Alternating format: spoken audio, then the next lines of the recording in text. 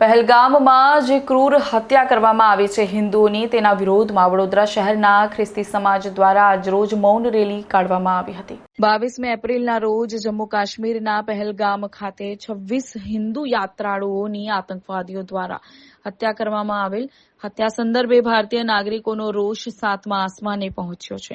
22 એપ્રિલના રોજ જમ્મુ કાશ્મીર ખાતે યાત્રાળુઓને ધર્મ પૂછી 26 હિન્દુ યાત્રાળુઓને આતંકવાદીઓ દ્વારા ગોળી મારી હત્યા કરવામાં આવી, જે સંદર્ભે સમગ્ર ભારત દેશમાં વ્યાપક રોષ ફાટી નીકળ્યો છે, જેમાં નરેન્દ્ર મોદીની સરકારે પણ મક્કમ વળતો જવાબ આપવાની ઘોષણા કરી। ત્યારબાદ સમગ્ર ભારત દેશમાં આતંકવાદીઓનો સફાયો કરવાના ભાગરૂપે ભારતે દેશને સમર્થન આપતા વિવિધ કાર્યક્રમોનું આયોજન કર્યું હતું, જેમાં વડોદરા શહેર ખાતે પણ શહેરના વિવિધ વિસ્તારોમાં માર્ગ પર પાકિસ્તાનના ઝંડાઓ લગાવી તેની ઉપર ચાલીને કે વાહન ફેરવી પાકિસ્તાનના નાલેશીભર્યા કૃત્યને વખોડવામાં આવ્યું।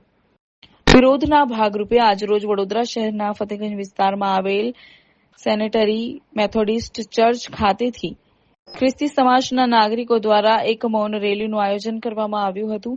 આ રેલી શહેરના ફતેગંજ, કમાટીબાગ તથા નિઝામપુરાના રાજમાર્ગો પર ફરી ફતેગંજ વિસ્તારમાં આવેલ સેન્ટેનરી મેથોડિસ્ટ ચર્ચ ખાતે સંપન્ન થઈ હતી। આ મૌન રેલીમાં વડોદરા શહેરના સમાજના વિવિધ પોસ્ટરો તેમજ ફાધર સહિતના નાગરિકો મોટી સંખ્યામાં જોડાયા હતા। આતંકવાદના વિરોધમાં એક સૂર વ્યક્ત કર્યો હતો। સર્વ અમે ઈશ્વર પિતાનો પુષ્કળ આભાર માનીએ છીએ। સેન્ટિનરી મેથોડિસ્ટ ચર્ચ ફતેગંજ રેડ ચર્ચને માટે પ્રભુનો આભાર માનીએ છીએ।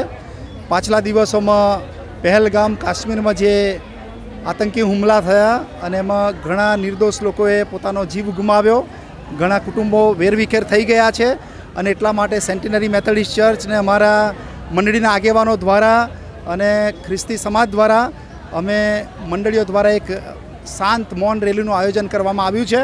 અહીંયાથી નીકળીને અમે bank of Baroda pavilion road ત્યાં ફતેગંજ બ્રિજ આગળ જઈશું ને ત્યાંથી ફરીથી હિલ મેમોરિયલ સ્કૂલવાળા રસ્તા ઉપર આ જગ્યાએ પાછા આવીશું અને એ મૃતકોના કુટુંબોના માટે સાંત્વના ને માટે ખાસ પ્રાર્થનામાં જોડાઈશું અમે, એને દિલાસો પાઠવીશું અને ફરીથી આવા બનાવો ન બને એના માટે પણ પ્રભુ પ્રાર્થના કરીશું।